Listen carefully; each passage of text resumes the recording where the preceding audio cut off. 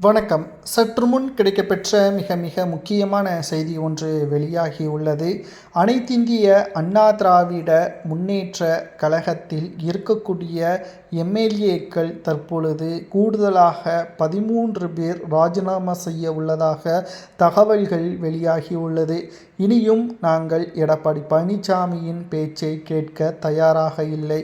எங்களை ஒட்டுமொத்தமான தமிழக மக்களும் புறக்கணிக்க ஆரம்பித்து விட்டார்கள். ஆளும் தவேகாவிற்கு ஆதரவாக கூட்டணி அமைந்திருந்தால் தமிழ்நாட்டில் அதிமுக நிலைத்து நின்றிருக்கும். ஆனால் மிகப்பெரிய தவறை எடப்பாடி செய்துவிட்டார். எங்களது தொகுதி மக்களும் எடப்பாடியின் மீது கடுமையான கோபத்தில் இருக்கிறார்கள். இளம் தலைமுறையினர்கள் டிவி சீரியலையும் படத்தையும் பார்த்து கொண்டிருந்தவர்கள் 7 மணி நேர சட்டப்பேரவை கூட்டத்தொடரை நேரலையில் பார்த்து வருகிறார்கள். இனியும் நாங்கள் எடப்பாடி பழனிசாமியின் பேச்சை கேட்க வேண்டிய அவசியம் இல்லை. தற்பொழுது மிகப்பெரிய அளவிலான ஒரு சிக்கலை ஏற்படுத்தக்கூடிய வகையில் அமைந்துள்ளது.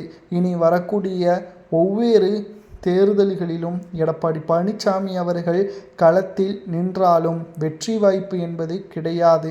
அதே சமயம் வேட்பாளர்கள் பல கோடி சொத்துக்களை இறக்கக்கூடிய நிலைமையும் உருவாகும். அந்த பணங்களும் மீண்டும் திரும்பி பெறுவதற்கு வாய்ப்பு இல்லை.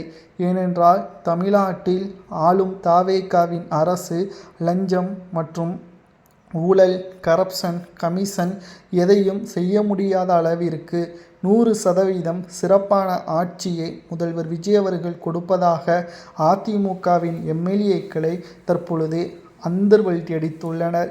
ஏற்கனவே 6 அதிமுகவின் எம்எல்ஏக்கள் ராஜினாமா செய்து தவேகாவில் இணைந்ததும் குறிப்பிடத்தக்கது.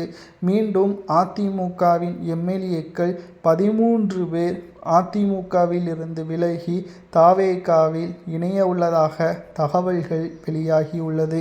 இது நடந்தால் மிகப்பெரிய அளவிலான மாற்றம் தமிழக அரசியலில் உருவாகும். மிகப்பெரிய அளவிலான சிக்கலை ஏற்படுத்தக்கூடும் என்ற தகவல் தற்பொழுது வெளியாகி அரசியல் வட்டாரத்தில் மிகப்பெரிய அளவில் பரபரப்பை ஏற்படுத்தியுள்ளது. 2026 சட்டசபை தேர்தல் அரசியல் களத்தில் மிகப்பெரிய அளவில் தோல்வி எடப்பாடி பழனிசாமி அவர்களால் மட்டும்தான் நாம் அடைந்தோம்.